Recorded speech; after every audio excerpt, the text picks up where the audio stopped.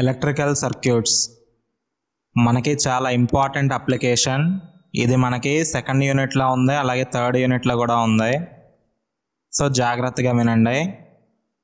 Kirchhoff's law అంటే some of voltage drops in a closed electrical circuit is equal to resultant electromotive force in that circuit. అంటే some of voltage drops అంటే electrical సర్క్యూట్లో మనకి components ఉంటాయి కదా, resistor అని, capacitor అని, inductor అని వాడతాం కదా. సో ఆ కాంపోనెంట్స్ దగ్గర ఉండే వోల్టేజ్ డ్రాప్స్, రెసిస్టర్ దగ్గర కొంత వోల్టేజ్ డ్రాప్ ఉంటుంది, అలాగే ఇండక్టర్ దగ్గర కొంత వోల్టేజ్ డ్రాప్ ఉంటుంది, అలాగే కెపాసిటర్ దగ్గర ఉంటుంది. అలా ఏవైతే కాంపోనెంట్స్ ఉన్నాయో వాటి దగ్గర ఉన్న వోల్టేజ్ డ్రాప్స్ యొక్క సమ్ అనేది is equal to the resultant electromotive force. So కంప్లీట్గా ఆ సర్క్యూట్లో ఉన్న సోర్స్ ఏదైతే ఉందో దానికి ఈక్వల్ అవుతుంది.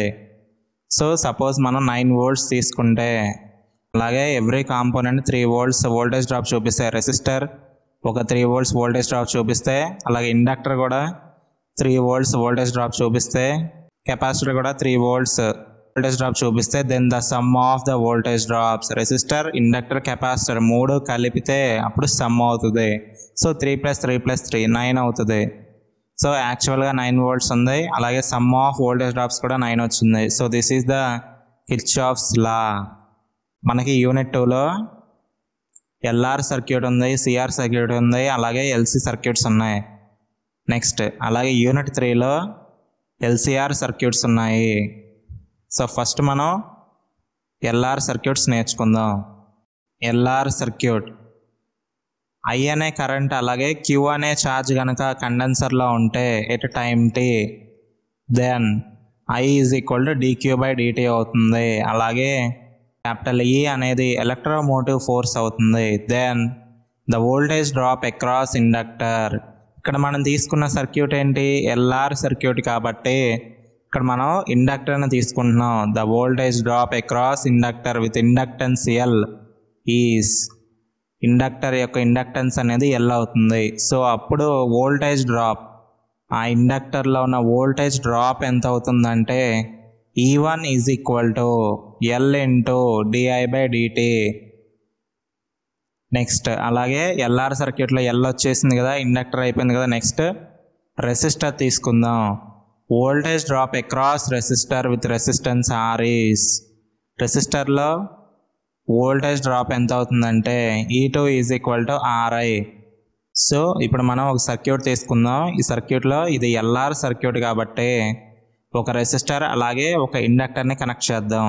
కనెక్ట్ చేసుకున్నట్లయితే ఈ రెసిస్టర్ యొక్క రెసిస్టెన్స్ వచ్చేసి క్యాపిటల్ R అయితే, అలాగే ఇండక్టర్ యొక్క ఇండక్టెన్స్ ఎల్ అయితే, అప్పుడు E1 అనేది ఇండక్టర్ యొక్క వోల్టేజ్ డ్రాప్, అలాగే రెసిస్టర్ యొక్క వోల్టేజ్ డ్రాప్ వచ్చేసి E2 అవుతుంది.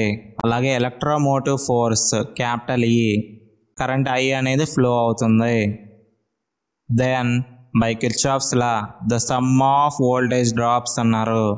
సమ్ ఆఫ్ వోల్టేజ్ డ్రాప్స్ అంటే ఇక్కడ E1 + E2 is equal to the resultant.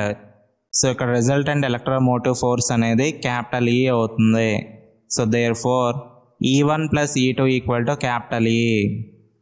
So now from LR circuits the differential equation is therefore L into di/dt plus Ri is equal to capital E. So this is the linear differential equation of LR circuit. మన ఎగ్జామ్లో use చేసేది ఇదే, L into di/dt plus Ri is equal to E. So sum of voltage drops in resistor and inductor is equal to the resultant electromotive force అవుతుంది. అందుకే L into di/dt plus Ri is equal to E అనే differential equation వచ్చింది. So ఇది important exam point of వ్యూలో. ఈ equation గుర్తుపెట్టుకుంటే మనం ఈజీగా ప్రాబ్లం అనేది చేసేయచ్చు. నెక్స్ట్ ఇప్పుడు మనం ఒక ప్రాబ్లం చేద్దాం. ఏ resistance of 100 ohms an inductor of inductance 0.5 Henry are connected in series with a battery of 20 volts. Find the current in the circuit as a function of t if initially there is no current. అంటే ఇక్కడ మనకి ఒక resistor ఉంది. ఆ resistor యొక్క resistance వచ్చేసి 100 ohms. అలాగే inductor యొక్క ఇండక్టెన్స్ ఎంత 0.5 హెన్రీ. అలాగే ఇవి రెండు రెసిస్టర్ ఇండక్టర్ రెండు సిరీస్లో కనెక్ట్ అయి ఉన్నాయి విత్ ఏ బ్యాటరీ. ఒక బ్యాటరీ సోర్స్ అనేది ఇచ్చారు. ఎంత 20 volts ఇచ్చారు. అంటే capital E is equal to 20 volts అవుతుంది. So find the current I కనుక్కోమంటున్నాడు as a function of t, అంటే I of t. If initially there is no current, అంటే స్టార్టింగ్లో ఇనీషియల్గా ఏ కరెంటు లేనప్పుడు కనుక్కోమంటున్నాడు. Find the current in the circuit as a function of t. If initially there is no current, స్టార్టింగ్లో ఇనీషియల్గా current లేదు, ఫైనల్గా కరెంట్ ఎంత ఉంటుంది కనుక్కోండి అంటున్నాడు. సో గివెన్ మనకి ఇచ్చిన వాల్యూస్ అన్నీ రాసేసుకుందాం. Given R equal to 100 ohms, అలాగే L inductance equal to 0.5 henry, capital E equal to electromotive force equal to 20 volts, అలాగే I ఆఫ్ t అంటే ఇనీషియల్గా కరెంట్ వాల్యూ అనేది 0. So I of t is equal to 0 then I of t equal to ఎంత కనుక్కోండి అన్నాడు. ఈ components అన్ని connection ఇచ్చిన తర్వాత మనకి కరెంట్ ఎంత ఫ్లో అవుతుంది కనుక్కోండి అన్నాడు. So we know that the differential equation is LR circuit యొక్క డిఫరెన్షియల్ ఈక్వేషన్ ఏంటి, L into di/dt plus Ri is equal to E. So L value ఏంటి ఇక్కడ 0.5. That implies 1/2 into di/dt. ఈ 0.5 నేను హాఫ్ రాసుకుంటున్నా 1/2 అని. So 1/2 into di/dt plus resistor of resistance 100 ohms కదా. So 100I is equal to 20. So this is of the form dy/dx plus py is equal to q. So ఇక్కడ dy/dxకి ఏదైతే term attach అయి ఉందో, extra term ఏదైతే attach అయి ఉంటుందో ఆ టర్మ్తో మనం డివైడ్ చేసుకోవడం కానీ లేదా మల్టిప్లై చేసుకోవడం కానీ చేస్తాం. ఇక్కడ మనకి డివిజన్లో ఉంది కాబట్టి 2, ఇది క్యాన్సిల్ అవటం కోసం మనం multiplying with 2 on both sides. Multiply చేసుకున్నట్లయితే 2/2 ఇంటూ di/dt ప్లస్ 100 ఇంటూ 2 అంటే 200 అవుతుంది. So 200I is equal to 20 into 2 అంటే 40. సో 2 క్యాన్సిల్ అయిపోతే that implies di/dt plus 200I is equal to 40. So మనకి ఇలా ఒక లీనియర్ డిఫరెన్షియల్ ఈక్వేషన్ వచ్చేసింది. So let's compare with dy/dx plus py is equal to q. Compare చేసుకున్నట్లయితే ఇక్కడ dy/dx ప్లేస్లో y ప్లేస్లో I వచ్చింది, అలాగే p ఈజ్ ఈక్వల్ టు 200 అవుతుంది, q ఈజ్ ఈక్వల్ టు 40 అవుతుంది. సో నెక్స్ట్ స్టెప్ వచ్చేసి మనకి ఇప్పుడు లీనియర్ డిఫరెన్షియల్ ఈక్వేషన్ వచ్చేసిన తర్వాత మనం ఆ లీనియర్ డిఫరెన్షియల్ ఈక్వేషన్కి ఇంటిగ్రేటింగ్ ఫ్యాక్టర్ అనేది కనుక్కుంటాం. సో ఇక్కడ సేమ్ అలానే కనుక్కుందాం. Second step, integrating factor is equal to e power integral p into dx that equal to e power integral p అంటే ఏంటి ఇక్కడ 200. So 200 into dx. ఇక్కడ x అనేది t అవుతుంది కాబట్టి dx ఈక్వల్ టు dt అవుతుంది.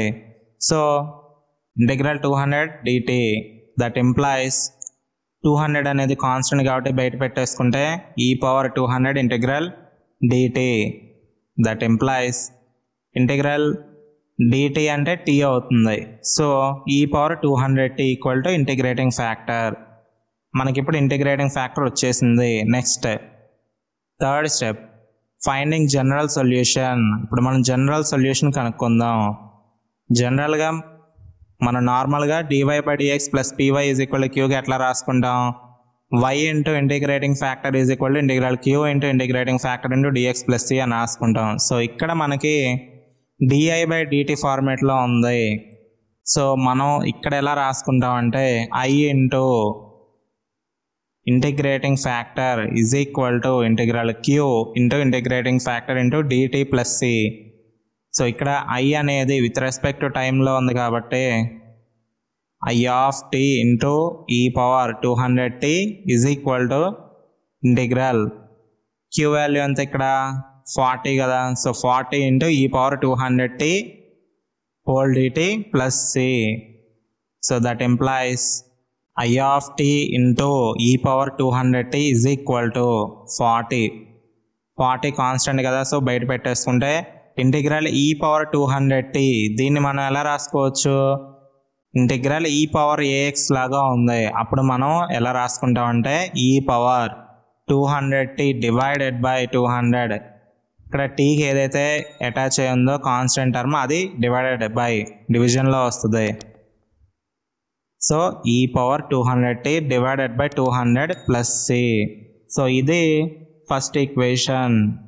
గివెన్ మనకి ఏమి ఇచ్చాడు, at a time t equal to 0 current I equal to 0.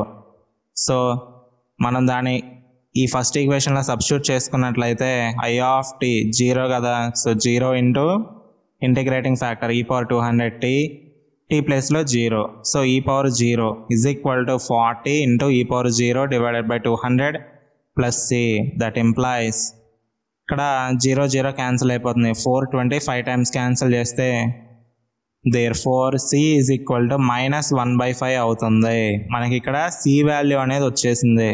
So the required solution is I of t is equal to 40 e power 200t divided by 200 into 1/e power 200t plus c into 1/200t. So e power 200t e power 200t cancel అయిపోతే, అలాగే 420 5 times cancel చేసుకున్నట్లయితే therefore I of t is equal to 1/5 plus c into e power -200t. So మనకి I of t అనేది వచ్చేసింది, అంటే current value అనేది వచ్చేసింది. Next so మనకి కరెంట్ వాల్యూ ఎంత అంటే 1/5 ఇంటూ 1 - e పవర్ -200t అవుతుంది.